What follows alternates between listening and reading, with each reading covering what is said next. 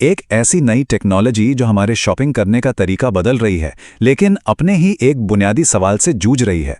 जी हाँ, आज हम बात कर रहे हैं बाय नाउ पे लेटर यानी बीएनपीएल की और उसके सबसे बड़े डिलेमा की। ऑनलाइन शॉपिंग करते वक्त ये ऑप्शन तो पक्का देखा होगा। एक क्लिक किया और सामान आपका, पैसे बाद में दे देना। सुनने में कितना आसान लगता है ना? पर ये काम कैसे करता है और इससे कंपनियों को आखिर क्या फायदा होता है? चलिए आज इसी पूरी कहानी को समझते हैं। किश्तों पर सामान लेना कोई आज की बात तो है नहीं, ये तो हमारे यहाँ सालों से होता आया है। लेकिन आज का जो बीएनपीएल है वो एक बिल्कुल अलग चीज है। ये सिर्फ पेमेंट का एक और तरीका नहीं है, बल्कि एक पूरी तरह से नया डिजिटल एक्सपीरियंस है। तो चलिए देखते हैं कि इस पूरे विश्लेषण में हम क्या क्या समझने वाले हैं। हम जानेंगे कि ये पे लेटर बटन क्या है, इसकी ग्रोथ इतनी क्यों हुई, इसके बिजनेस मॉडल में क्या दुविधा है, बैंक इस पर कैसे रिएक्ट कर रहे हैं और आखिर में बीएनपीएल का भविष्य क्या होने वाला है।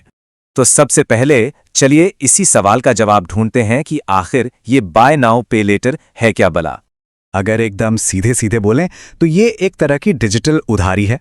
आप आज सामान खरीद लेते हैं और पैसे चुकाने के लिए आपको कुछ हफ्तों या महीनों का समय मिल जाता है, और मजे की बात यह है कि अक्सर इस पर कोई ब्याज भी नहीं लगता। अगर इसकी तुलना क्रेडिट कार्ड से करें तो हाँ, बीएनपीएल की लिमिट आमतौर पर कम होती है और ये ज्यादातर ऑनलाइन ही काम करता है। लेकिन इसकी असली ताकत कुछ और ही है, जिस पर हम अभी आगे बात करेंगे। अब आते हैं इसकी ग्रोथ पर, और यकीन मानिए इसके आंकड़े चौंकाने वाले हैं। पिछले कुछ सालों में बीएनपीएल ने मार्केट में सचमुच तूफान ला दिया है। जी हाँ, 56 अरब डॉलर। ये आंकड़ा दिखाता है कि भारत में इस सेक्टर के कितना बड़ा होने की उम्मीद है। ये वाकई में एक बहुत बड़ी रकम है। और जो बात सच में हैरान करती है वो है इसकी रफ्तार। 74% की सालाना ग्रोथ रेट का मतलब यह है कि यह सर्विस रॉकेट की स्पीड से पॉपुलर हो रही है।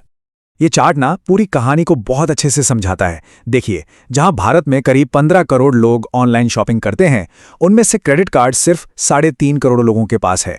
तो ये जो बहुत बड़ा गैप है ना, बीएनपीएल उसी को टारगेट कर रहा है और तेजी से अपने यूजर्स बढ़ा रहा है।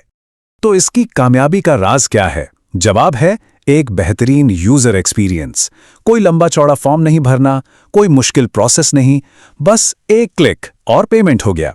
इसी आसानी ने इसे युवाओं में इतना पॉपुलर बना दिया है। और यहीं पर कहानी में आता है एक बहुत ही दिलचस्प मोड़। सोचिए, अगर कस्टमर से कोई ब्याज ही नहीं लिया जा रहा, तो फिर ये कंपनियां पैसे कैसे कमा रही हैं? आखिर इनका घर कैसे चल रहा है? देखिए, ऐसा नहीं है कि बीएनपीएल का सिर्फ एक ही मॉडल है। एक होता है छोटी मोटी खरीद के लिए पे लेटर, जिसमें आपको 15 से 30 दिन में पेमेंट करना होता है, और दूसरा होता है बड़ी चीजों के लिए ईएमआई फाइनेंसिंग, जहां लंबी किश्तें बनती हैं। लेकिन सवाल अब यह है कि जो सबसे कॉमन वाला मॉडल है, जिसे हम और आप चेकआउट पे देखते हैं, क्या वो असल में कंपनी के लिए फायदेमंद भी है या ये बस हवा में चल रहा है? और ये स्लाइड सारी सच्चाई सामने रख देती है। आंकड़े साफ साफ दिखाते हैं कि जो सबसे बेसिक वैनिला बीएनपीएल मॉडल है, वो असल में घाटे का सौदा है।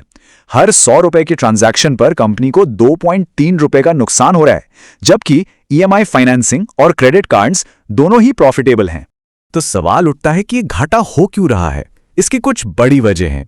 एक तो लेट फीस पर बहुत ज्यादा निर्भरता, दूसरा बिना गारंटी वाले लोन का ज्यादा जोखिम, और तीसरा मर्चेंट्स या ग्राहकों से बहुत ही मामूली रेवेन्यू। यही इसके बिजनेस मॉडल की सबसे बड़ी दुविधा है। तो जाहिर है, जब मार्केट में इतनी बड़ी हलचल हो, तो जो पुराने खिलाड़ी हैं यानी बैंक्स, वो चुप तो नहीं बैठेंगे। तो चलिए देखते हैं कि बैंक्स और रेगुलेटर्स इस पर क्या कर रहे हैं। ऐसा भी नहीं है कि बीएनपीएल ने क्रेडिट कार्ड की कहानी ही खत्म कर दी है। क्रेडिट कार्ड के पास आज भी रिवॉर्ड्स, इंटरनेशनल इस्तेमाल और बैलेंस ट्रांसफर जैसी कई ताकतें हैं जो बीएनपीएल में नहीं मिलती। और जैसा मैंने कहा, बड़े बैंक भी अब इस रेस में पूरी तरह से उतर चुके हैं।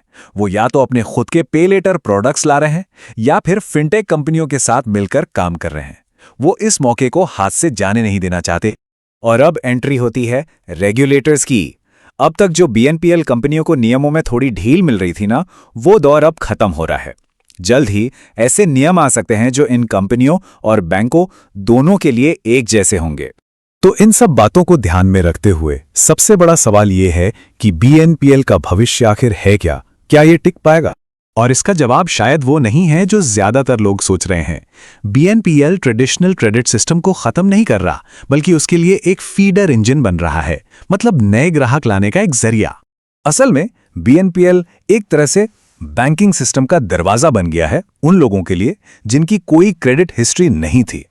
बैंक इन ग्राहकों के पेमेंट बिहेवियर को देखते हैं और फिर उन्हें क्रेडिट कार्ड या दूसरे लोन ऑफर करते हैं।